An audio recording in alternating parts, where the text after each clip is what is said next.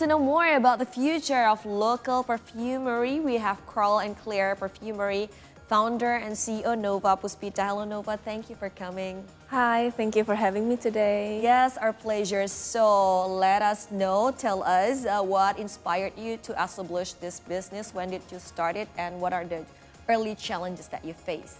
Okay, so I've always been a perfume lover since many years ago, and I noticed that high quality perfumes were often quite expensive. And from that, I was inspired and I was curious to see whether there was option for high quality product but at an affordable price. And I gathered my research and knowledge, and I met some people to see whether it is possible to be achieved and to be executed. And in 2009, I built my own brand, Carl and Claire. And yeah, here we are 5 years later. Okay, And, 2019, so that Yes. was before the pandemic. Yes, true. So tell us, how do you find what Indonesian customers like, and then how you craft them?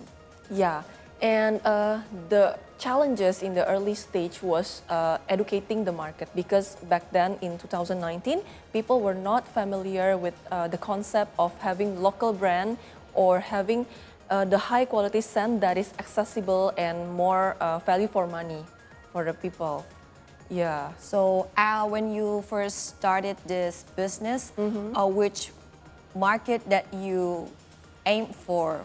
Is it the middle up, shifting to local brands, or those who are not able to afford the global brands? Yeah, since I've been perfume lovers, Yes. and it was quite a struggle for me because I had to save up chunk of my salary just to buy the perfumes that I wanted at that time. It can take about 2 to 3 months just to have one bottle of perfumes. So I really wish that there was one brand or a perfume business that is created, maybe locally, maybe not at that time, but they can offer high quality and good scent and with so much creativity, but at an affordable price point.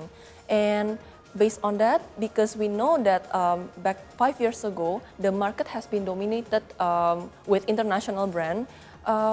Right now, we understand that we are not trying to compete with international brand. Instead, we are filling a gap that has been missing in the local market.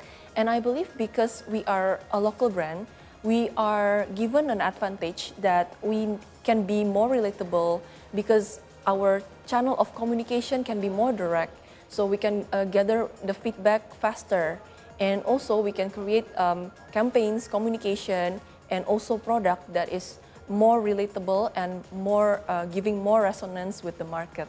So you're seizing a chunk that is seem like untouchable Yes. or unfilled right now in the market. You're not competing with global brands. True. But right now we can see that after the success of early local brands, now the market welcomes so many new brands, local brands, like it makes the competition tougher, I think. How do you manage to stay relevant to your customers or to your market? Okay, so 5 years ago, our challenge was to introduce the people about our concept. And now people are getting more open-minded about local perfumes, and also they're getting more appreciative about the local perfumes and also the quality. So with this growing appreciation, we feel really confident. And I believe that back then, 5 years ago, there wasn't a strong category for this locally made perfume, and it was quite challenging for us compared to now, because where we are right now, we only just say that we are a local brand, local perfume brand that is serving you high quality product of perfume, but the price point is very affordable, and people starting to understand and really appreciating that. So I guess that the competition is not giving us maybe the harmful effect, but more on the supportive effect, because currently we are one whole category that is strong and rising.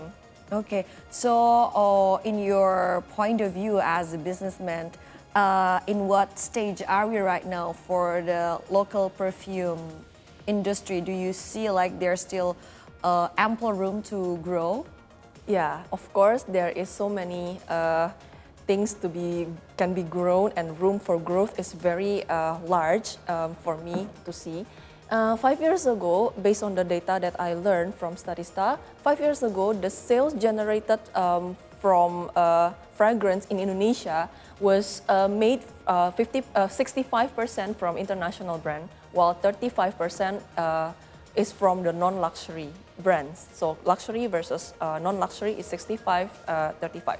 But currently, for the past 2-3 years, there has been some shifting because the luxury versus non-luxury, it's about 50-50. While the overall sales is increasing, so we can see right away that the non-luxury is being contributed by the locally made brands, perfume brands. And I feel that because we are getting media attention, social media talk, and also reviews and discussion from people, so we are only in the beginning stage because it has been only 2 years. Yeah, wow, Yeah. very interesting. So in your opinion, for Indonesian customers, do they like scents that mimic luxury global brands or those created authentic by the local brands? Yeah. Actually, based on our experience, there is no exact or definite conclusion to to define that, like whether people like the scent that is like familiar already or something new. But the one thing that we believe is that scent can resonate differently with people. Like for example, if I perceive jasmine as a scent of my childhood, maybe because my grandmother used to wear jasmine perfume. But for some other people, jasmine can mean like their scent of first love or their scent of their wedding or something like that. So, and because of that, there is no definitive formula to say that. And we always, every time we launch our product, we always rely on the direct market's reaction. So we usually have the small batch quantities first, and it is purposely to test people how the market will react and what's their opinion about the perfume, so that we can improve it. Yeah. When we talk about growth, which Yes. one do you prefer better, like gradual growth or hyper growth injected by big funds or investments? Because we know that